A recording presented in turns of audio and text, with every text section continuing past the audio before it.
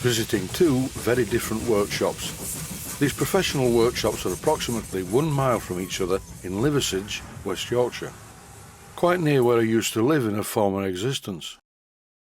The first workshop that I'm visiting is called MCJ Fabrications Limited, and a good friend of mine, Mr. Mick Fortune, is the managing director.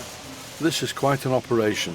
It's nothing like my workshop. For a start, it's a lot bigger, and this is fabrication, which is very different to what I normally do.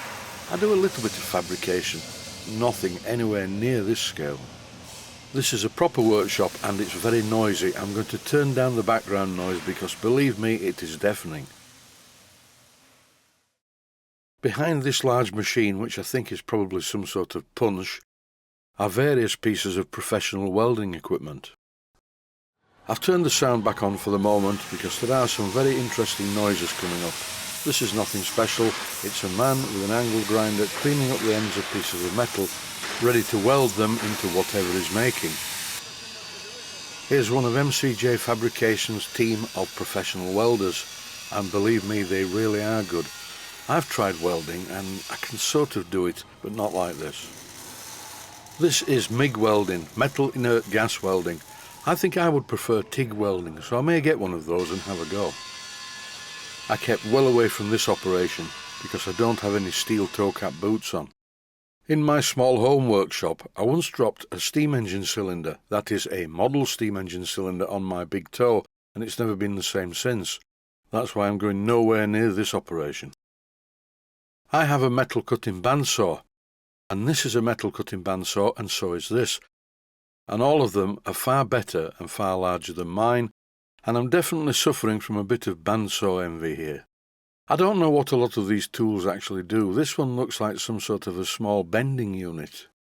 And this one is a bit of a linisher or belt sander, possibly for working on steel tubing. I know what this is. It's a drilling machine, a large and very industrial drilling machine. My friend Mick allowed me to rummage through his scrap bin, and I found these parts which will be very useful for me. If you watch my videos regularly, you will notice that I use drum sanders frequently, but not as big as this one. I have a Clark 240 amp MIG welder, which is fine, perfect for what I need, in fact a bit too much really. This is an example of an industrial machine and it's a lot bigger. I know what these are because I have a set, although mine are much smaller. This is a set of bending rollers. Here is another drilling machine, and to the right of that is a linisher with an extremely long belt. Industrial applications are far different to domestic workshop ones. Look at the size of this bandsaw blade. I couldn't quite figure out what this was. It looked very fancy, and I asked one of the men in the workshop, who said it was a punch. This is a great workshop. It's very well organised, even though it may not look to be so on the video. I'd like to take this opportunity to thank my friend Mick Fortune for letting me look round his works. And also, I'd like to thank him for letting me have the pieces of brass from his scrap bin. One man's scrap is another man's model steam engine part. This thing bolted to the wall is a hydrovane type compressor, very quiet. Possibly the quietest thing in the factory, which is quite noisy, but I enjoyed my visit very much. Leaving MCJ Fabrications Limited, my next visit was to the steam workshop. This is full of really nice things. What caught my eye though when I first went in there was this Union Jubilee woodworking lathe. MCJ Fabrications is on Union Road, Liversedge, and the history of Union Road in Liversedge is quite fascinating. This is the place where quite a lot of the world's machine tools were made and still are.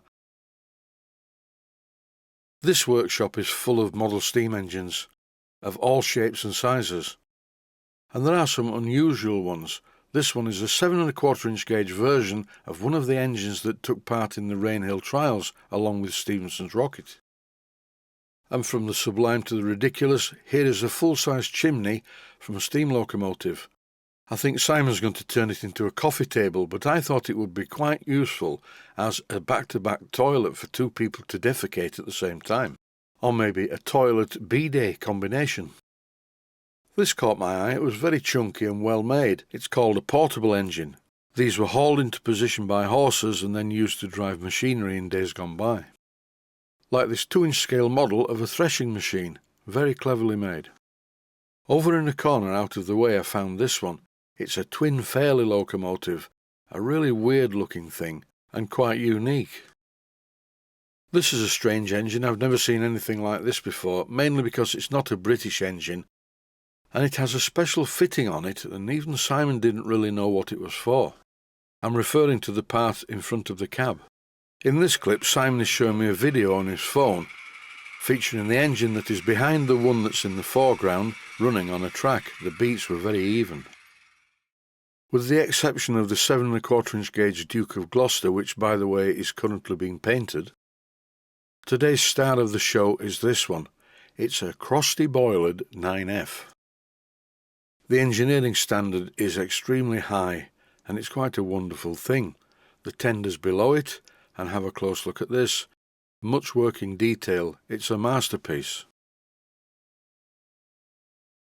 Moving the camera back up to look at the locomotive, this is just incredible.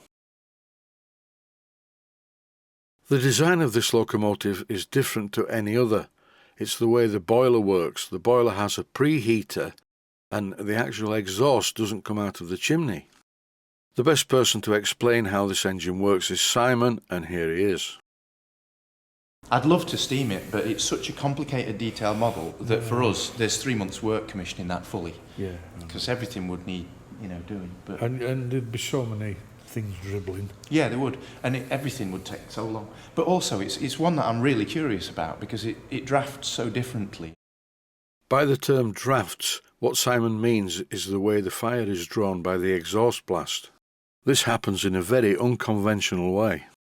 This is a diesel ejector. It's the exhaust, so there are 4 jets that run up there, so 4 individual blast pipe nozzles, and that therefore sucks a draft up the back, and there is a single flue fire tube. On the full-size engine there's a multi-tube preheater boiler in there, but on this there's just one tube that runs down the centre of a secondary boiler underneath. Up to the front here where you have the entrance, which on this engine is a single tube because you can't scale down the gas flow as much as you would like to, so it's just one tube there rather than multi-tubes. And then over the top of this baffle plate here is a conventional boiler with multi-tubes in it and superheaters. And because the smoke box doors are both shut on the top boiler and the bottom, there's a vacuum pulled right the way through by the diesel ejector, pulling the fire along, down and round and back, and then up the chimney to exhaust. And if you think that's clever, look at all the controls, and yes, they all work. The firebox is in there exactly as per the full size, with a baffle, which you can just pull out like that. And then you've got the regulator, which you can get to round here. That's your regulator as per the full size. Your reverser is exactly like the full size, with the lock as well. Your brakes. Everything's just like the full size. These are the damper wheels to adjust the dampers. What's the story? How long do you think it took to make that? I don't know how long it took to make. Sadly, the chap that built it passed away. He built a pair of them. He built 2. One that was a standard 9F and this one that's the Crusty 9F. Both based on the Les Warnett drawings, but this one obviously heavily modified. He built the pair. I don't know anything about him, unfortunately. He was from the Midlands. And after he passed away, they both got sold. We did a lot of work on the other one, and we've just finished working on this one to commission it for a customer. Thank you to my friends for letting me look round their workshops. It was a very enjoyable 3 hours, now meeting up with my 2 youngest daughters, and later on in the day we will have a curry. Stay healthy, thanks for watching, and I hope you found it useful. Please take the time to visit my Mainsteam Models website and click on the section of the website that says Video Playlists. And by doing that, you can find other videos that you may like to watch. And by using the playlists, you can actually watch the videos back to back.